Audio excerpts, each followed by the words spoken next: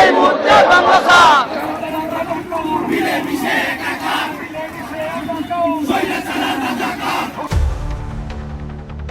আসন্ন নির্বাচনের পালে ইতোমধ্যেই লেগেছে হাওয়া। রাজনৈতিক দলগুলো তাই ব্যস্ত দল ভারী করতে। রাজনীতির মাঠে নেই একসময়ের প্রবল প্রতাপশালী আওয়ামী লীগ। এবারের নির্বাচন যে তাই সহজ হবে না সেটা অনুধাবন করছে প্রায় প্রতিটি রাজনৈতিক দলই।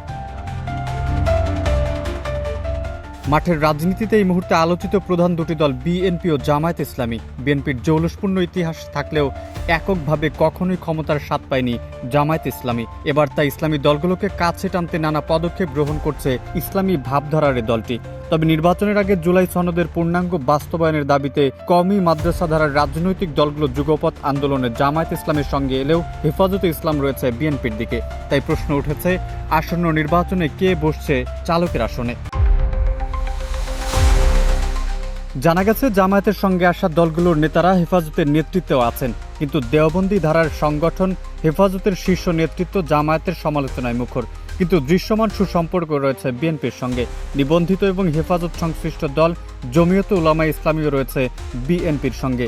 এদিকে জামায়াতের সঙ্গে যুগপৎ আন্দোলনে যোগ দিয়েছে কওমি মাদ্রাসা ভিত্তিক বাংলাদেশ খেলাফতে মজলিস, খেলাফত আন্দোলন ও নিজাম ইসলামী পার্টি।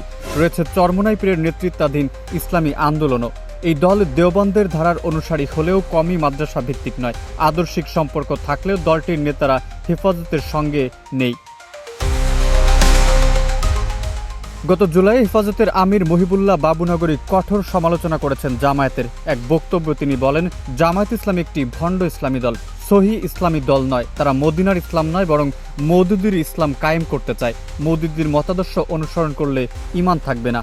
সম্প্রতি জামায়াত ক্ষমতা এলে কওমি মাদ্রাসা থাকবে না বলেও জানিয়েছেন হেফাজতের এই আমির, যদিও জামায়াত সব বক্তব্যকে ভিত্তিহীন আখ্যা দিয়েছে। এক্সট্রিম মশার কয়েল প্ল্যান্ট ফাইবার দিয়ে তৈরি, ডেঙ্গু, চিকুনগুনিয়া বাহি সহ যে কোনো মশার বিরুদ্ধে দেয় এক্সট্রিম সুরক্ষা। এদিকে হেফাজতে আমির জামায়াতের সমালোচনা করলেও সংগঠনটির জ্যেষ্ঠ নেতারা নমনীয় রয়েছে বিএনপির প্রতি। গত আগস্টে বিএনপির স্থায়ী কমিটির দুই সদস্য নজরুল ইসলাম খান এবং সালাহউদ্দিন আহমেদ চট্টগ্রামের হাটহাজারীতে হেফাজতের সদর দপ্তর দারুল উলুম মইনুল ইসলাম মাদ্রাসায় যান।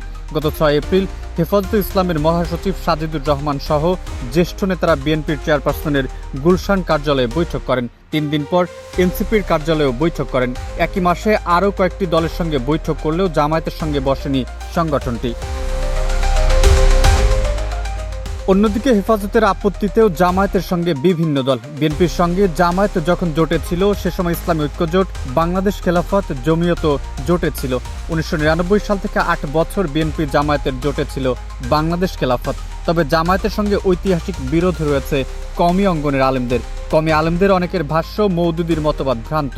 এই অবস্থানের কারণে অতীতে বারবার চেষ্টা করেও জামায়াত অন্যান্য ধর্মভিত্তিক দলের সঙ্গে জোট করতে পারেনি। তবে 5 আগস্টের পর এই অবস্থার পরিবর্তন হতে শুরু করেছে। হেফাজতের বিরোধিতার পরও ধর্মভিত্তিক বিভিন্ন দলগুলো জামায়াতের সঙ্গে প্রকাশ্য সম্পর্ক রাখছে।